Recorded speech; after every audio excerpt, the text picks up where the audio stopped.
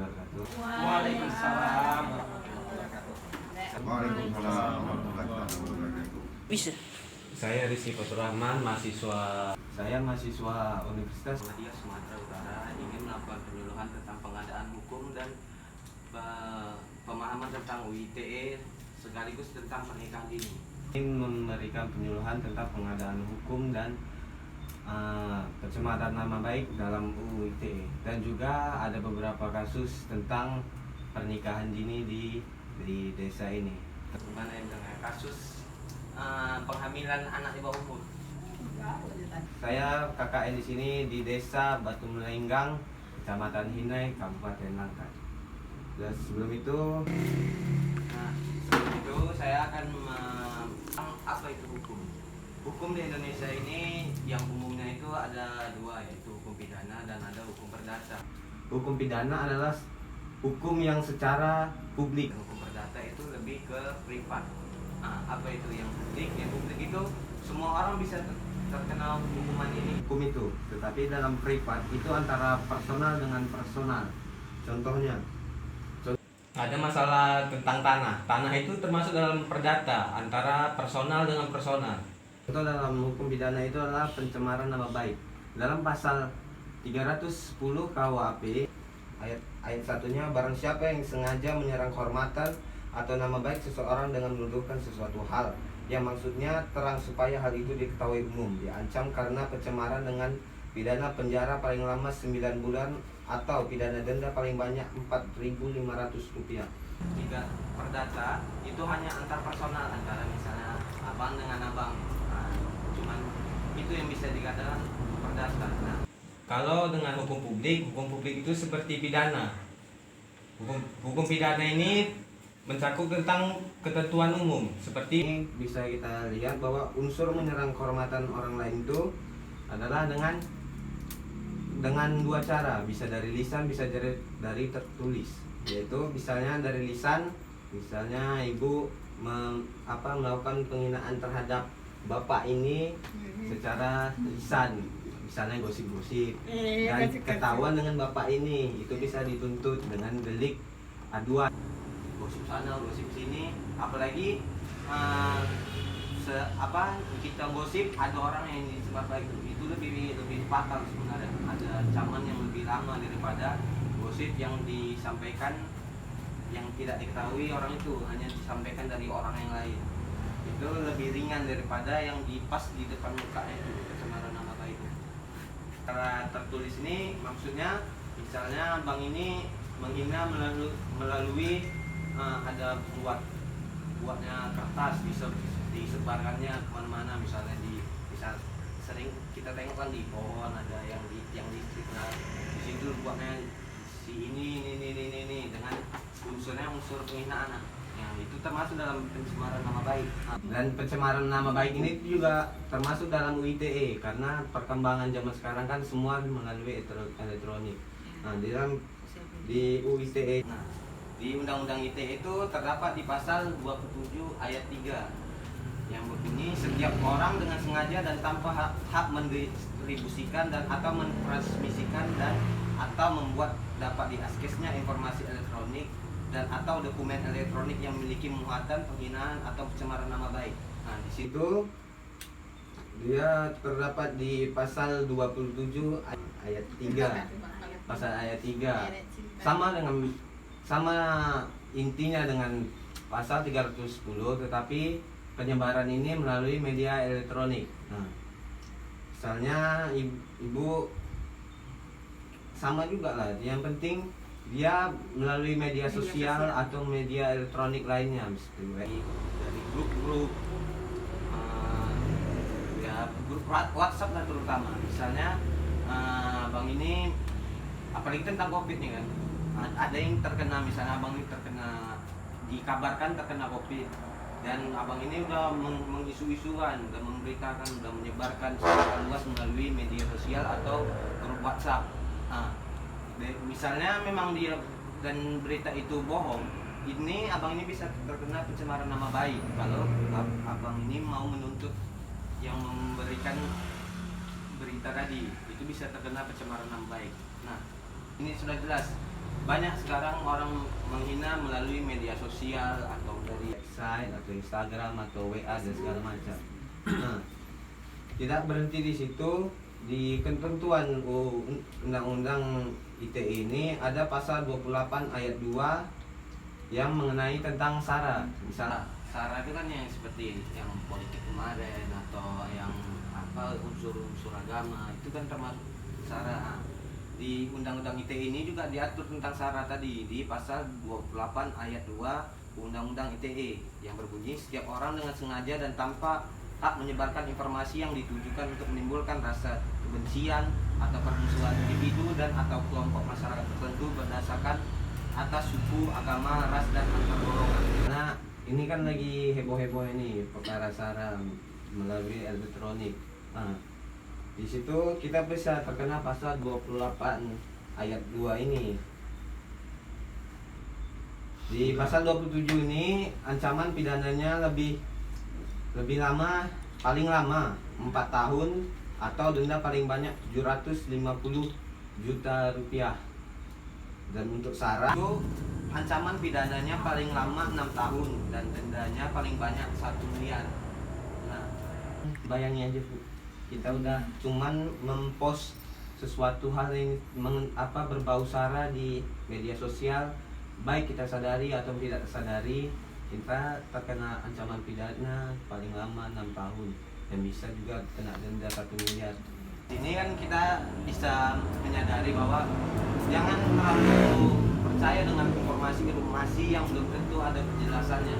Nah, di sini dalam berita ini pun sebenarnya ada hukum pers, tapi secara garis besarnya aja kita harus memilah informasi yang benar-benar beritanya itu terpercaya. Jangan asal percaya langsung menyebarkan, nanti malah terkena hal yang seperti ini.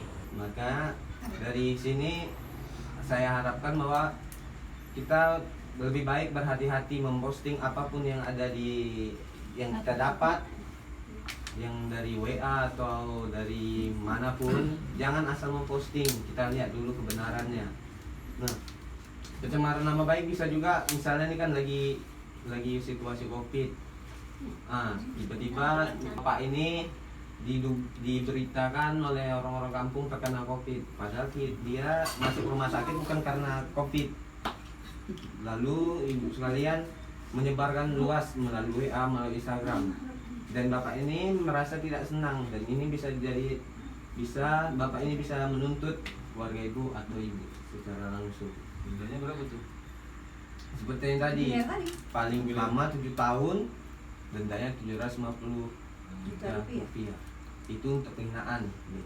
Ada pula tentang kasus menghamili anak di bawah umur. Nah, sebenarnya anak yang sudah boleh menikah menurut undang-undang perkawinan itu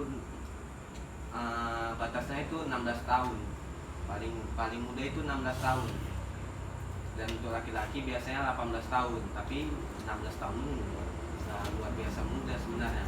Melihat banyak di kasus di desa ini tentang pernikahan dini, ada yang di bawah 18 tahun, ada yang sebenarnya baik itu ada kekurangan dari secara psikologis dan secara kesehatan. Makanya pernikahan dini itu lebih baik dicegah walaupun secara peraturan tidak dilarang. Nah, lain lagi halnya tentang ini dalam KUHP juga sebenarnya masih ambigu. Masalahnya perzinahan yang dianggap KUHP itu misalnya hanya untuk orang yang sudah beristri, enggak untuk orang yang belum beristri. Misalnya suka sama suka, itu nggak diatur dalam KUHP. Karena itu ada kelemahan lah di peraturan perzinahan itu. Tapi dalam perlindungan anak di bawah umur, sebenarnya jika bersetubuh dengan anak di bawah 16 itu terdapat di pasal 81 ayat 1 Undang-Undang Perlindungan Anak.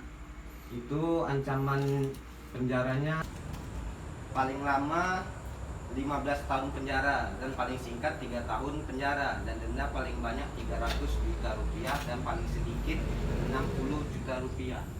Nah, itu beda dalam KWP. Dalam KWP seseorang itu suka sama suka itu nggak terkena pasal dia KWP, tapi itu terkena di pasal 81 ayat 1 perlindungan anak tadi. Karena kalau saja banyak yang menyadari bahwa hukum ini dibuat dengan tujuan yang baik dan hukum ini dibuat bukan berdasarkan hanya sekedar menuliskan saja. Banyak pertimbangan dalam membuat suatu perundang-undangan dan peraturan. Nah, jika kita sadar kalau menghamili anak di bawah umur itu sudah bisa berganjar dengan pidana yang cukup lama dan bisa juga benda yang lumayan juga untuk, apalagi kita di desa kan nggak nyari makannya susah, apalagi harus membayar 300 juta itu kan sulit. Nah, lebih baik kita mendidik tetangga atau teman-teman sekitar bahwa perlindungan anak ini sangat diperlukan untuk masa depan anak bangsa. Tapi di dalam hal ini itu termasuk dalam delik aduan, bukan delik biasa. Nah, sebelum itu saya akan jelaskan delik aduan itu apa dan delik biasa itu apa. Delik biasa itu adalah orang yang tidak mengadukan tetapi bisa membuat laporan. Misalnya ibu yang melihat kejadian itu bisa melaporkan ke kantor polisi terdekat. Tapi kalau delik aduan, korbannya itu yang harus melakukan aduan di kantor polisi terdekat. Itulah. Dengan ini saya hanya ingin menyampaikan bahwa hukum positif yang dibuat di Indonesia ini sudah memiliki banyak pertimbangan di Dewan Perwakilan Rakyat sebelumnya. Mereka tidak mengeluarkan undang-undang tanpa ada suatu alasan dan tak mungkin mereka tidak memusuarakannya terlebih dahulu. Jadi lebih baik kita yang di kampung di desa ini menaati peraturan positif, walaupun sebenarnya ada hukum adat yang lebih tinggi daripada hukum positif kita, tetapi setidaknya kita mengetahui dasar-dasar hukum positif kita ini untuk mencegah hal-hal yang tidak kita inginkan, seperti pencemaran nama baik yang disadari maupun yang tidak disadari. Pencemaran nama baik inilah apa yang paling mudah terkena oleh orang lain. Nah, kalau masalah hukum perdata itu sebenarnya hanya tidak ada ancaman pidana, tapi lebih ke ganti rugi. Misalnya ada yang parkir di depan rumah, jelas di situ dibuat tidak dilarang parkir, tapi dia parkirkan mobilnya di situ. Nah, pemilik rumah dapat menuntut dan pas di pengadilan ganti rugi itu diestimasi seberapa rugi mobil itu parkir di depan rumah bisa membuat rugi pemilik rumah itu. Nah, kita bisa terkena. Itulah, daripada kita sudah terkena duluan, lebih baik kita mencegah. Sebenarnya hanya itu yang bisa saya sampaikan. Sini saja penyuluhan saya. Hanya sekian yang bisa saya sampaikan dari penyuluhan ini. Semoga ibu-ibu dan bapak-bapak dapat menerima yang apa yang saya sampaikan dan lebih baik kita sadar hukum. Hukum ini mengatur kita untuk menjadi lebih baik, bukan menjadi lebih buruk. Ada pengajian lagi, saya mungkin bisa sempatkan lagi untuk memberikan arahan tentang bagaimana hukum yang ada di Indonesia ini. Karena inilah yang paling riskan di dalam kehidupan kita bermasyarakat. Dan untuk jika ada ibu-ibu ingin bertanya mengenai tentang ini, saya lebih mengarahkan ke WA. Setelah ini saya akan bagi nomor WA-nya, karena di WA kita bisa membahas lebih panjang daripada kita harus membahas di sini. Apalagi waktu saya juga singkat. Karena dengan ini saya akhiri. Assalamualaikum warahmatullahi wabarakatuh. Karena itu saya akhiri. Assalamualaikum warahmatullahi wabarakatuh. Waalaikumsalam.